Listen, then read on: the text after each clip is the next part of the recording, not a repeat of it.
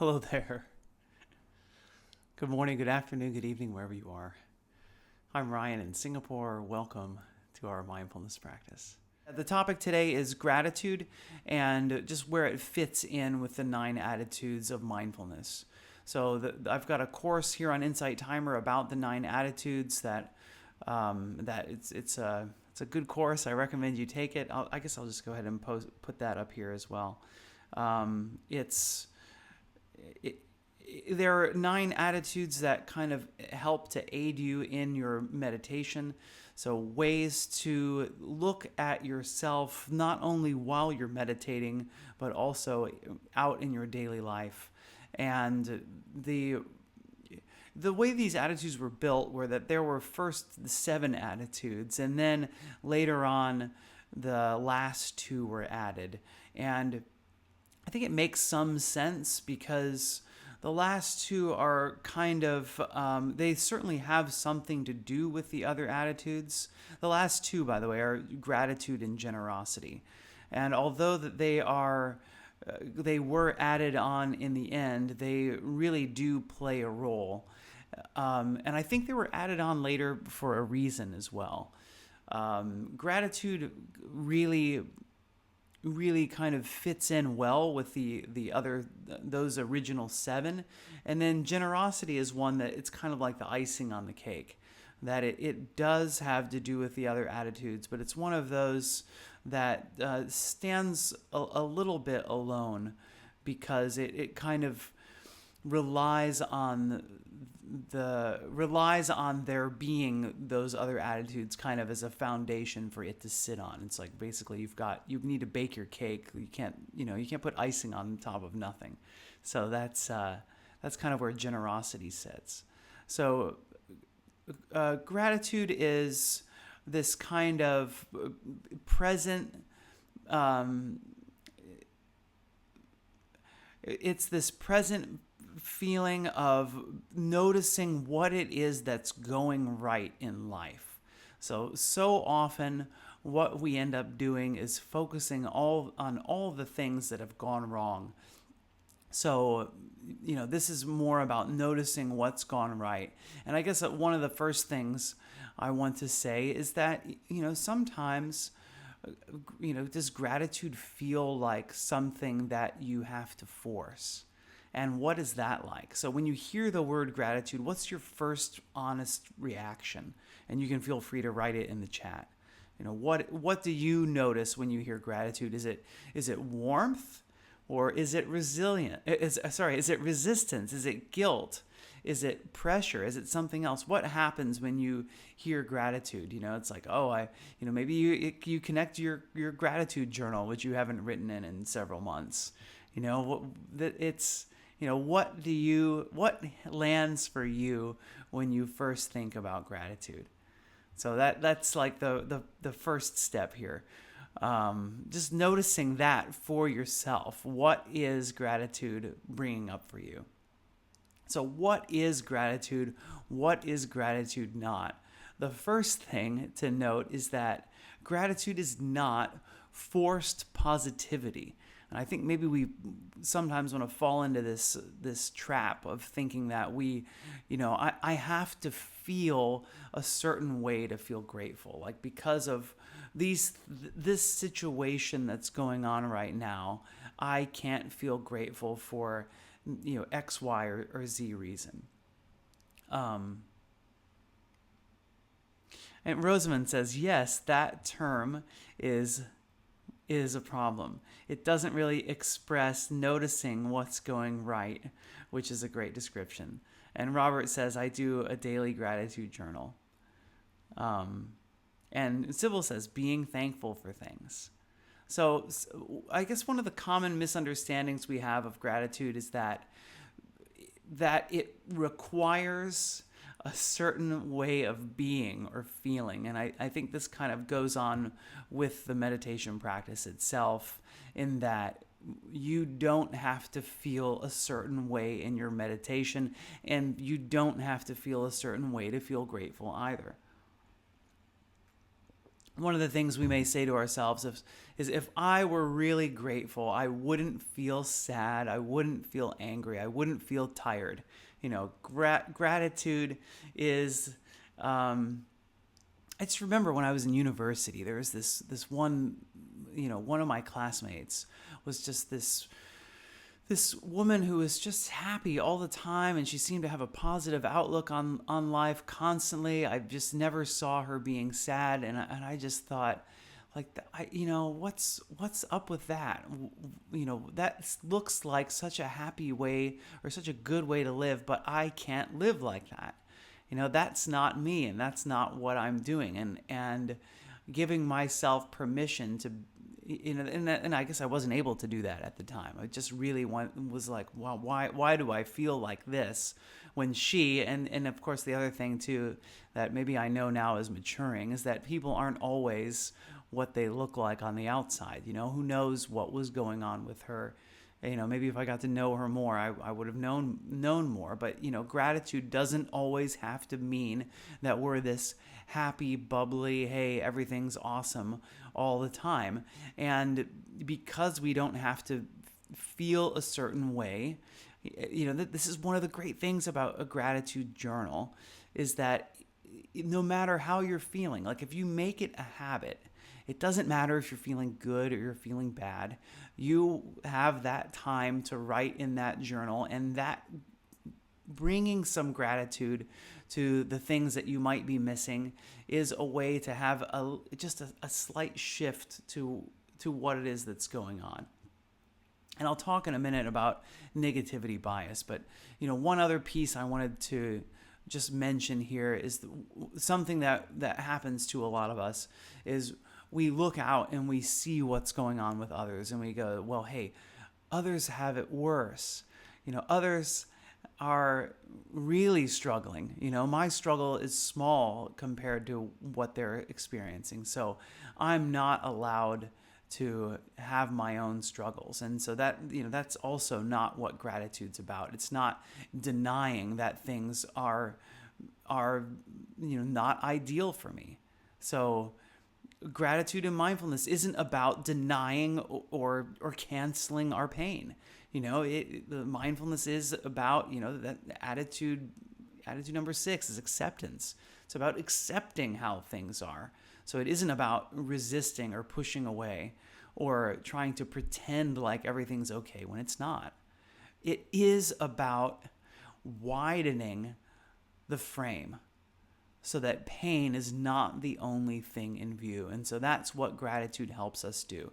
It helps us to, we may start to have this tunnel vision and only see the negative things. And so, mindfulness is this space creating skill. And gratitude is another tool in the toolbox to help to widen that frame, to create space. And a lot of people go, well, what's that mean, create space? I hear that. It seems like a mindfulness buzzword. And it really is about that. I think this is maybe one of the best ways to describe it. It's about widening the frame so that pain is not the only thing in view. I'm just going to have a quick look at the chat over here.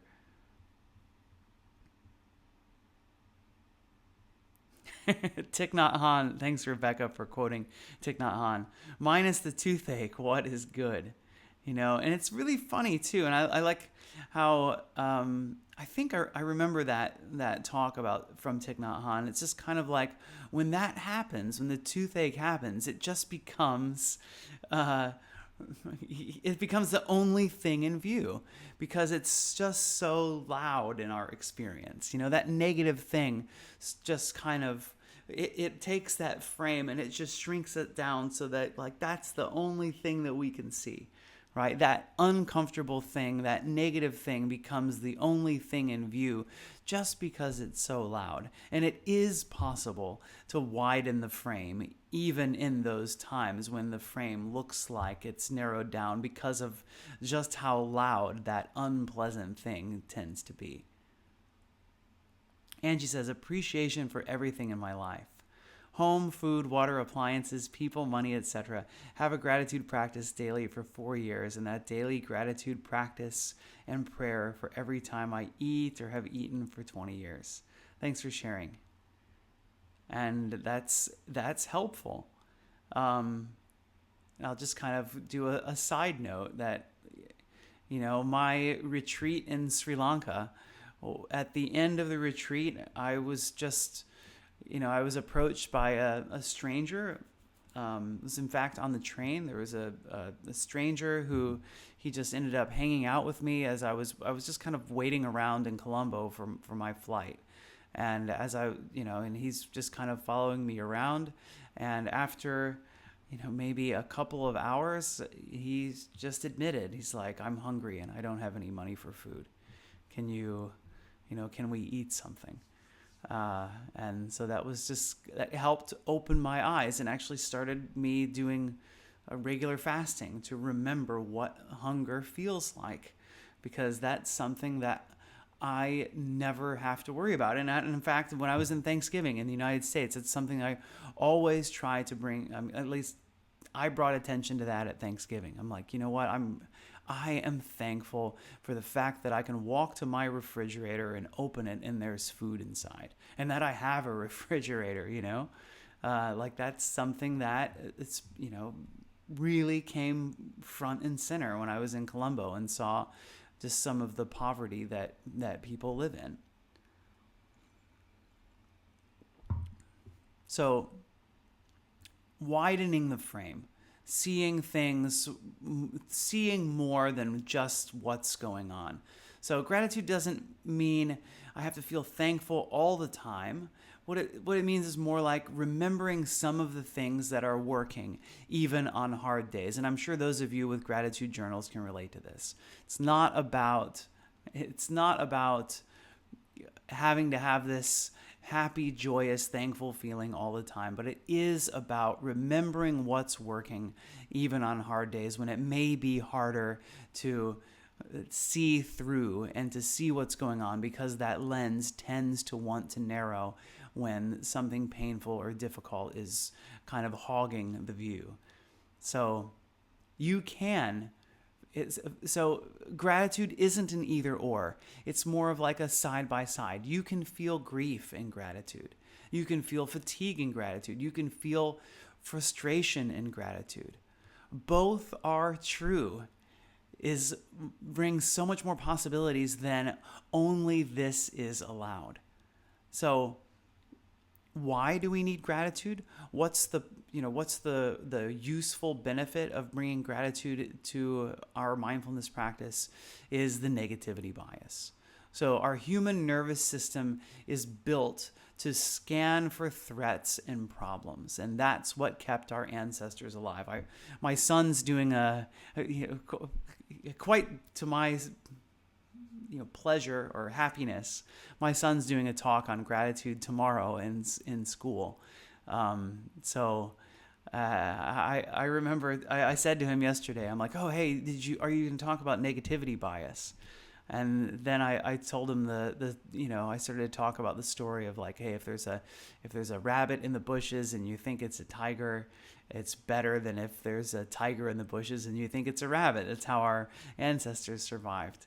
And he's kind of like, yeah, Dad, I know that story. You don't have to, he kind of interrupted me and told me the pieces that were missing. You don't have to tell it again. That's why we have a negativity bias, is because it kept our ancestors alive. That's what our ancient nervous system, which is still around today. I mean, this is the thing is that human society and technology have increased pace at a significant speed, while our human bodies have maintained what it was like, 10,000 years ago. So because of that, we still have this negativity bias, and because we have it, hey, how often is your life truly in danger? Not nearly as much as our minds make us think.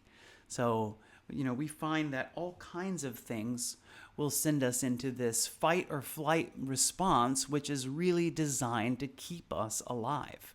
But what it does is it, kind of stress, right? That's what fight or flight is. It's essentially stress. Stress is like research is coming out. The way that it changes hormones in our bodies is not healthy. It causes cancer. It has a bunch of, causes heart disease.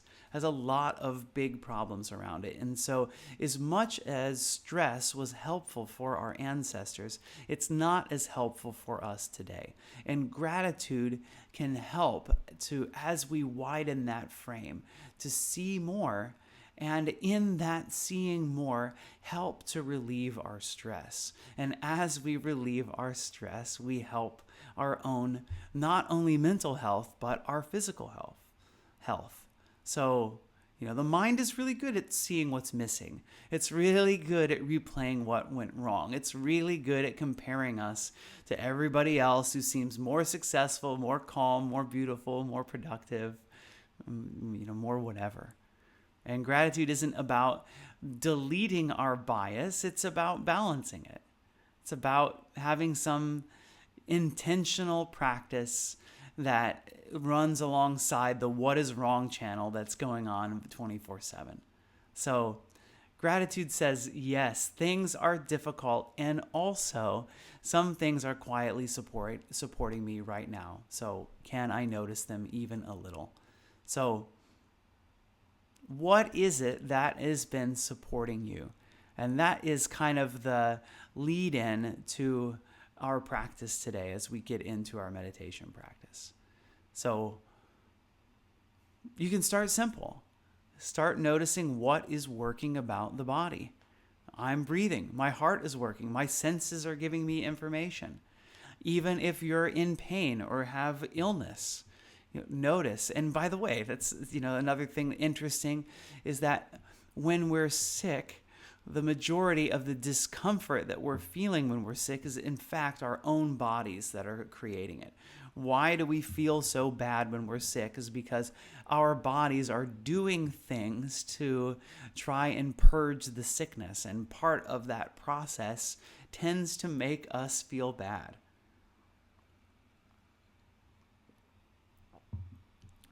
So, here, I can't. I just keep wanting to take a look at the chat here. So it's some people are sharing. What is, what is going right. Marie says it's a really good point to remember that we shouldn't keep thinking that we should just be grateful, but look at the big picture and accept how we feel as well as being grateful. That gratitude doesn't pervade the entire picture. That it's okay to feel bad alongside of feeling gratitude. And I think that helps to open the door for gratitude, that we can realize that, hey, I don't have to feel awesome as I'm feeling grateful, that I can feel bad and I can feel grateful at the same time. Angie says, yes, living without things or losing your home changes your perception and your attitude and opens your heart and mind more. Rebecca says, I'm so grateful that I live in a safe neighborhood. And I think that's that was one of my middle son when we were going around for Thanksgiving, saying what we're thankful for. He's like, I'm thankful I live in Singapore and it's safe, and I can go around and do all of these things by myself without worrying. And that was, that's a really great thing to be thankful for. So we can have gratitude for our bodies still working. We can have gratitude for our relationships and connections. People who check in on you, people who make you laugh, people who are kind enough to bring you some tea every once in a while. People who meditate with you together online. Everybody who's here today, you can be thankful for them. It is certainly motivating to meditate with other people. I find it can be really hard when I do my sitting practice by myself every day. But when I come here and I do this practice with all of you, it feels a lot easier to do. So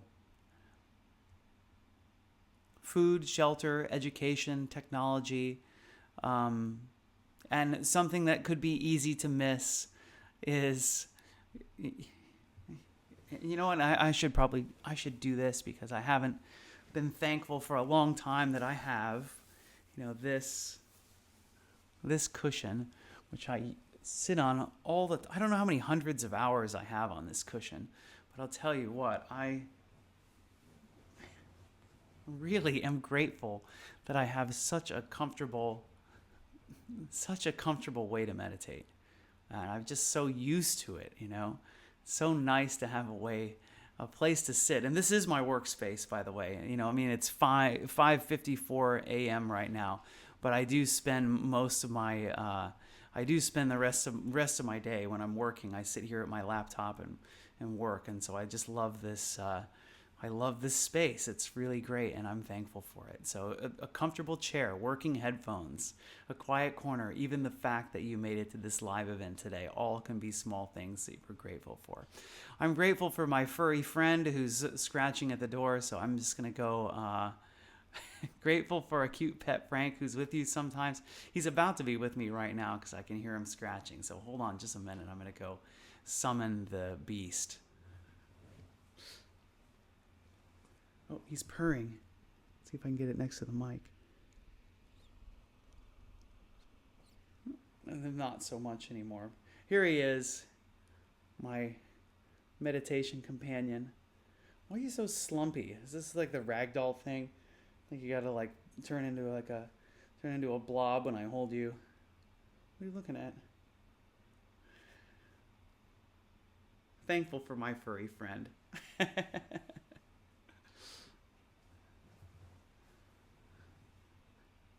Thanks, Alexa. I'm grateful to have you here.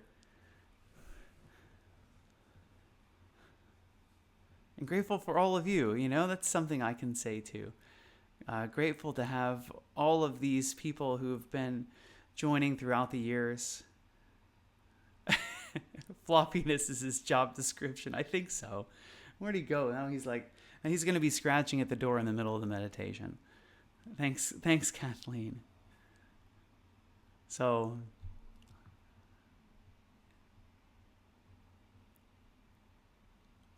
when we start to see these layers, well-being is not just I feel happy. It starts to mean I can feel what I feel, and I still remember that I'm supported in many ways. More cats on Insight Timer, please. I think that I think there are a lot of teachers who show their cats off. And if they don't, well, that's their loss.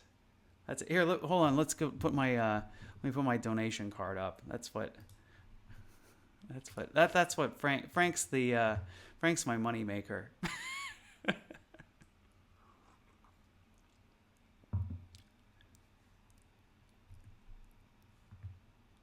Let's go ahead and get into our practice. So what we're going to do today in practice is have some intentional gratitude, and because meditation often has observing the body, that's how we'll go, is just seeing what happens. Again, mindfulness is not about forcing anything. Thanks CC for your donation. It's about being with whatever is. And so we may get to, what I'm going to do is do a body scan today. And so we may get to a part of the body that, is difficult. We go, hey, this part of my body is not one that, I've had some issues with this part of my body and I'm at odds with, and that's okay. You don't have to be, feeling amazing about every single part of the body. And so just seeing what places we have the possibility for gratitude. So Hi, Tatiana. Hi, Tea Lady Nat. Great to see you guys both. Um, let's go ahead and get going. So get comfortable. I would encourage you to sit up straight and tall if that works for you. So finding a way to combine relaxation and alertness. Sometimes when we do the body scan, we lie down. So maybe that's better for you today. So just finding whatever's going to be supportive of you and your practice today.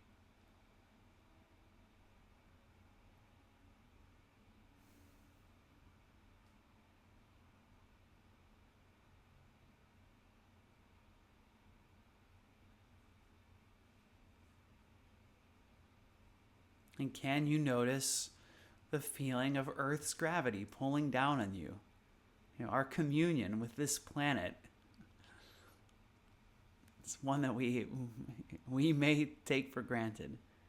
You know, that's the one thing about this planet that we always are experiencing is the feeling of being pulled towards the center. But you'll notice that you actually don't go to the center of Earth, that something pushes back.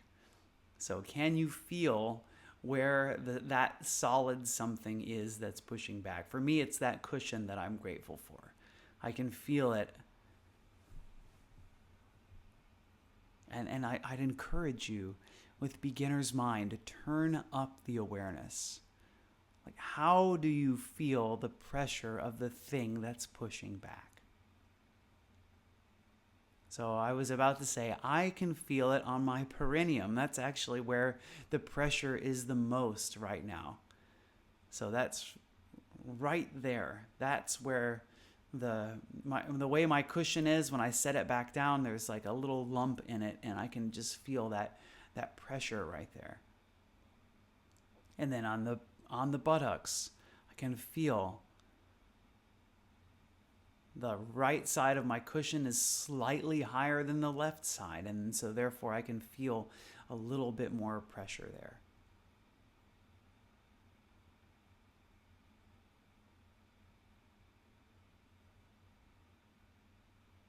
I can feel a little bit of pressure on my knees as I'm sitting in lotus position. My knees pushing down on the square cushion underneath my circular cushion.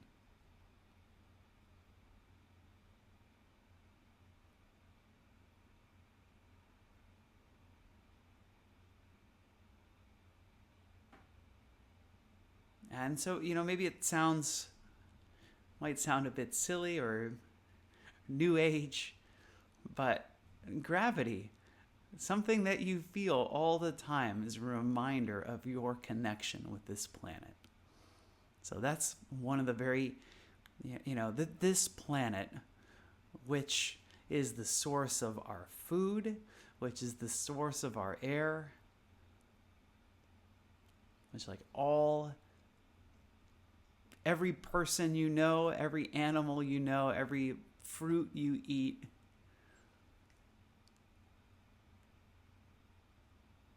all of those molecules originally come from Earth.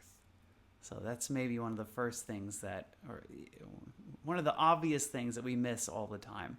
Can we be grateful for this planet, which is our home, which we are made of? We are not separate from this planet which we came from.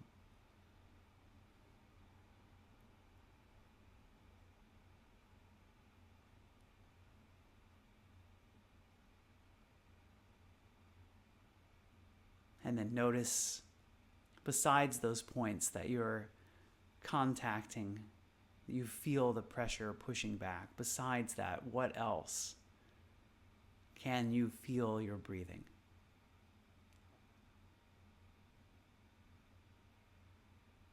Another kind of communion with the earth on which we live. This atmosphere, which without it, life wouldn't be possible. Life as we know it would not be possible. So maybe even having gratitude for the air in this room. The fact that I can breathe.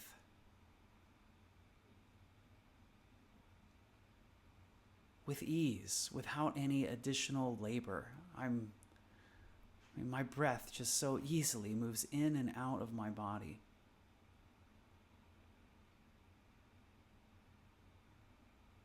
Maybe one day it won't. So I can be grateful for this very breath that I'm taking right now.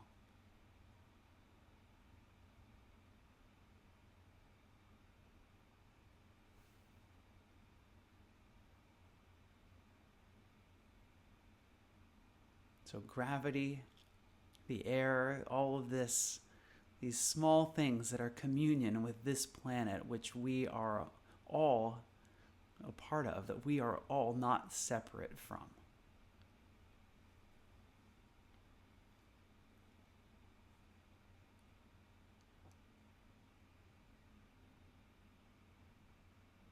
So feeling each breath and seeing if it's possible to be grateful.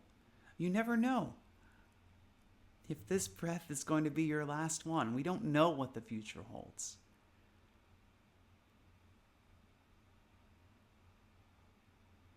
I'm grateful for this breath.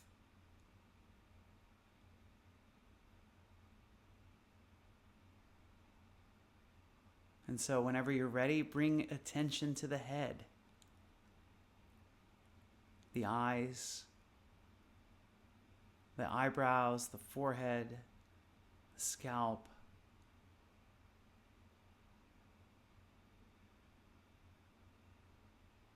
the nose, the cheeks, the ears, which are hearing my voice amongst other things.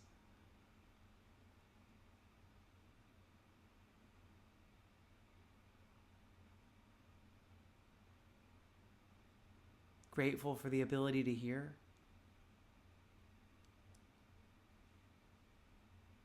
Our senses are working. They're bringing information to us.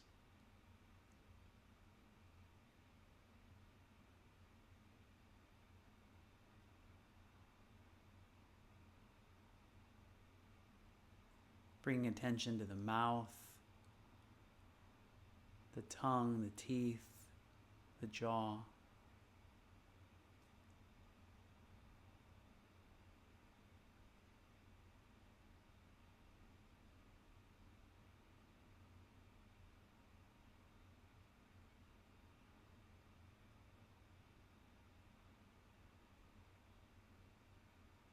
Bring attention to the neck, the throat, the vocal cords.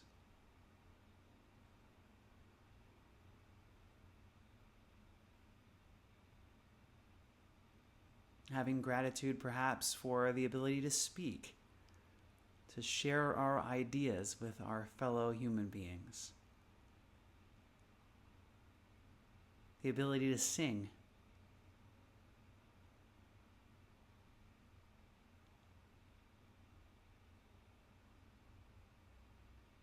The ability to whisper.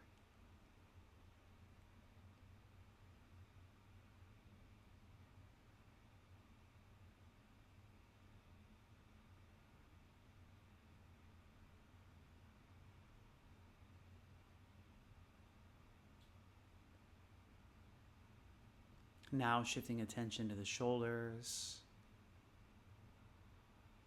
the upper arms, the forearms, the wrists, the hands.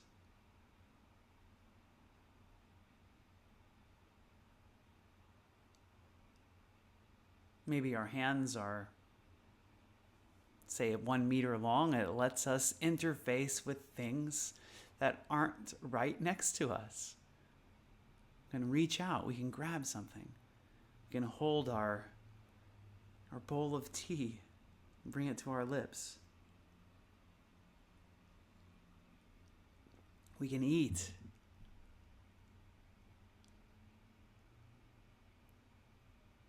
We can lift things.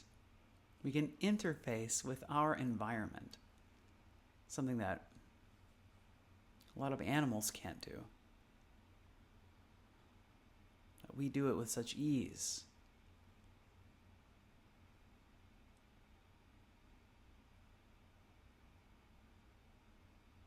We can use a hand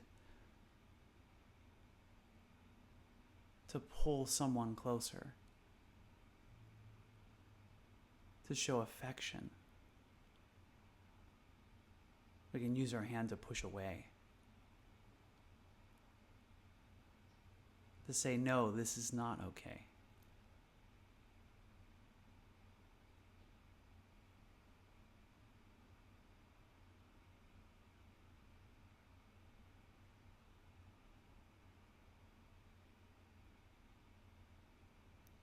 Now bringing attention to the chest,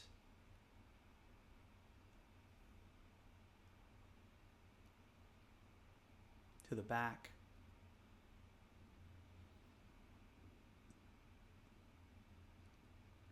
noticing the heart beating inside the chest. This organ that's been working tirelessly since before you were born, constantly delivering blood, oxygen, energy to the entire body, taking waste products away. The lungs inside the chest, inhaling and exhaling.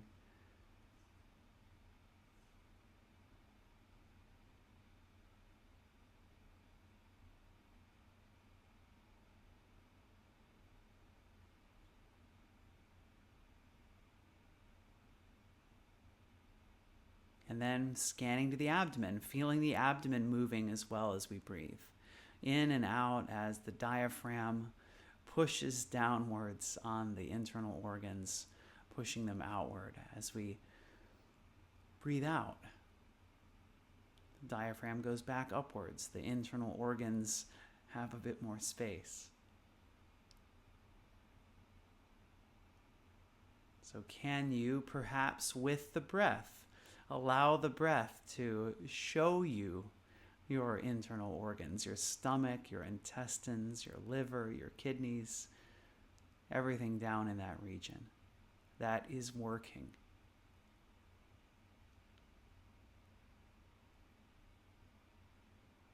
And if just one of these systems isn't doing what it's supposed to be doing, you're going to be having a pretty hard time.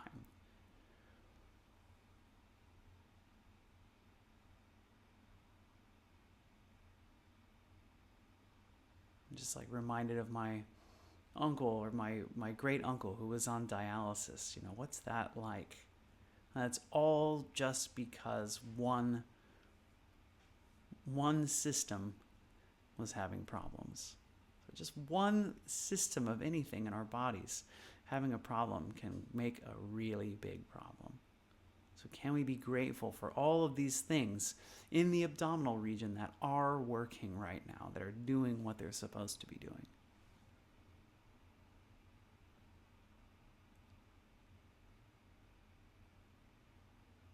And then scanning down to the pelvis.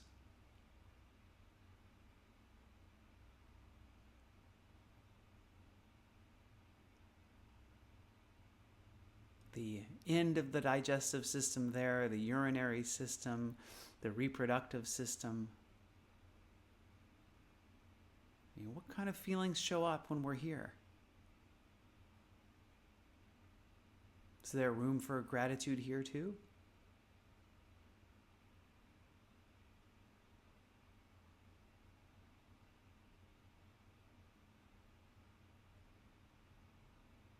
And then the legs, the feet.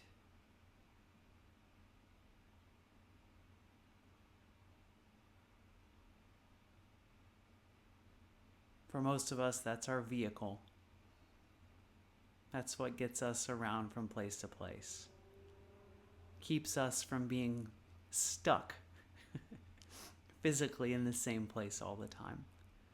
Is it possible to have some gratitude for our legs and our feet?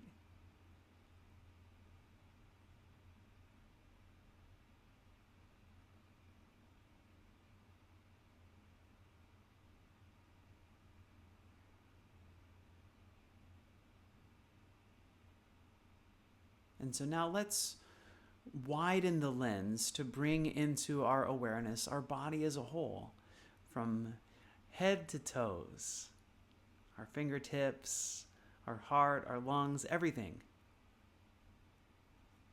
We just feel this entire body. Just notice the physical sensations of this body, and perhaps bring some gratitude for this vehicle, which brings me, whatever me happens to be. What is me? This vehicle that brings me through my life.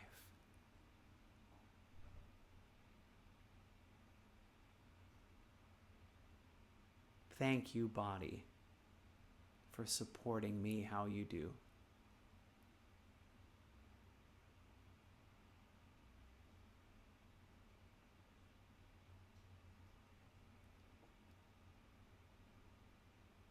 And so beyond this, there are all kinds of other things we can be grateful for. Could be our pet, could be friends, could be family, it could be a particular family member, it could be food or shelter or clothing or health. Just kind of want to invite you to take one thing that's really showing up for you right now. Just being grateful for that.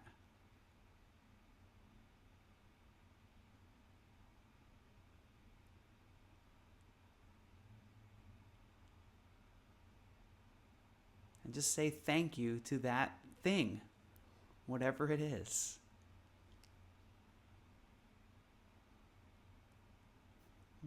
Thank you, Frank, for supporting my meditation practice.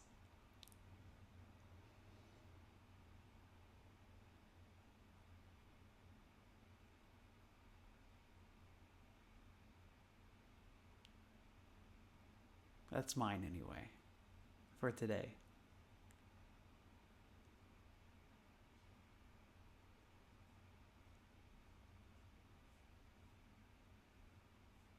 And so, just want to give some gratitude for all of you for being here today. Thank you for joining in this practice on gratitude. Thank yourself for being here. Thank yourself for making time. Maybe having some gratitude for having this time to do this practice.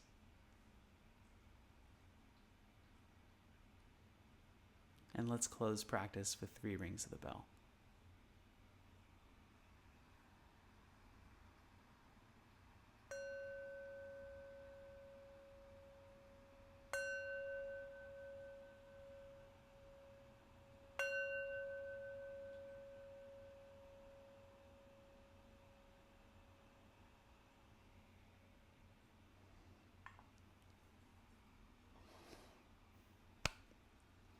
Lots of gratitude to all of you.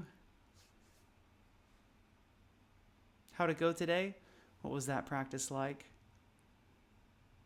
Rebecca says, isn't it amazing that we're sitting while the Earth is spinning at 1,000 miles an hour and moving in an orbit at 67,000 miles per hour?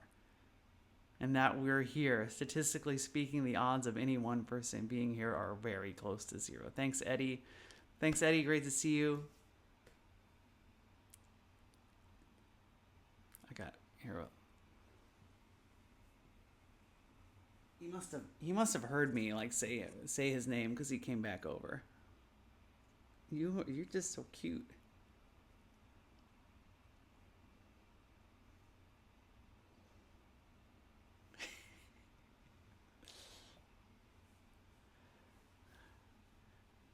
It's funny, you know, like I have to admit, I don't often think of my gratitude for Frank. So it's nice to have intentionally done that today. One thing I can definitely say is that my second son and Frank have a really good bond, and Frank takes good care of him. And I really appreciate that kind of, it's kind of like when all else fails, when the world has turned against my second son and he just wants to give up on everybody in his life. The one thing that can be supportive of him, even when he doesn't have much faith in mom and dad and everybody else anymore, is that he knows Frank is there.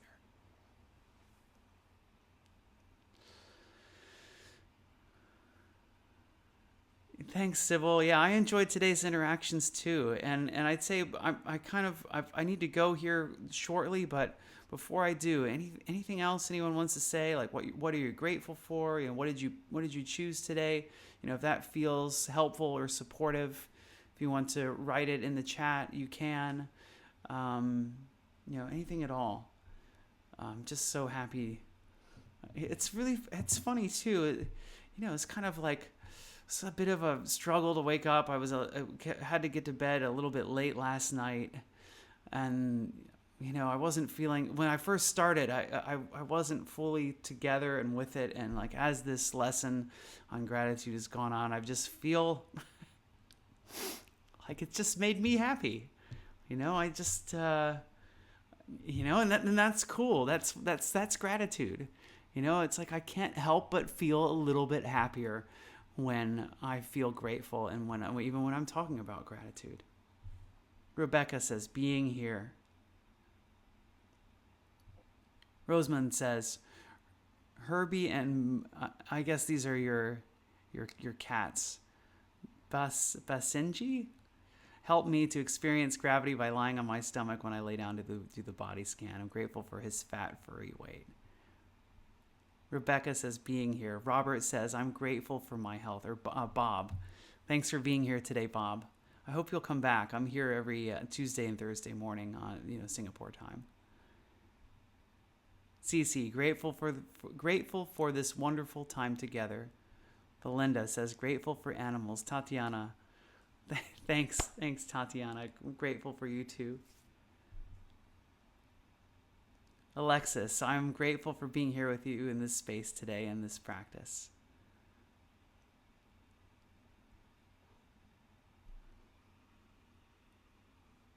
It's great to have you here today, Alexis.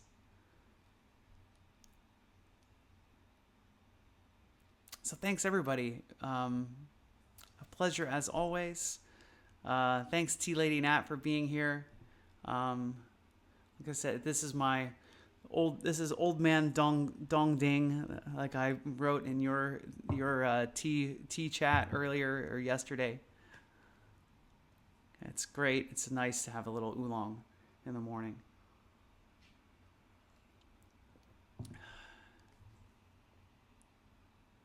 I'll be back in about 47 hours.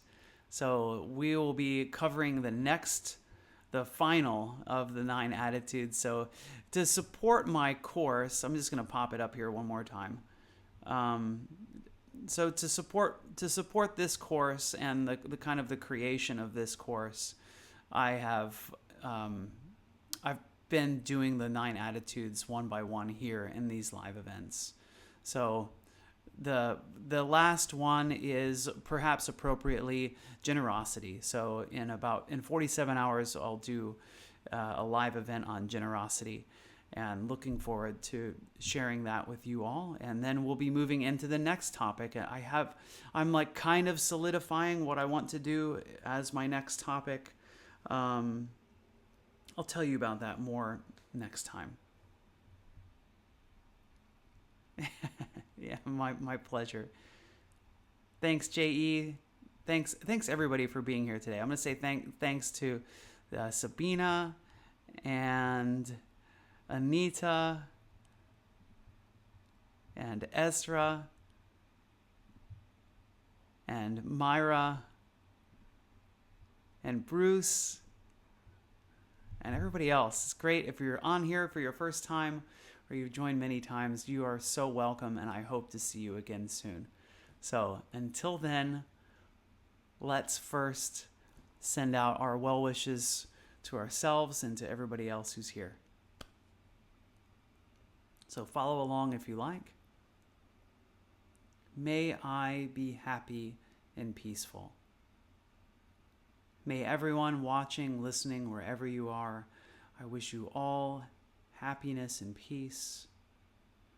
May all sentient life, all human beings, everyone, everywhere, big or small, no matter who they are, I wish them all happiness and peace.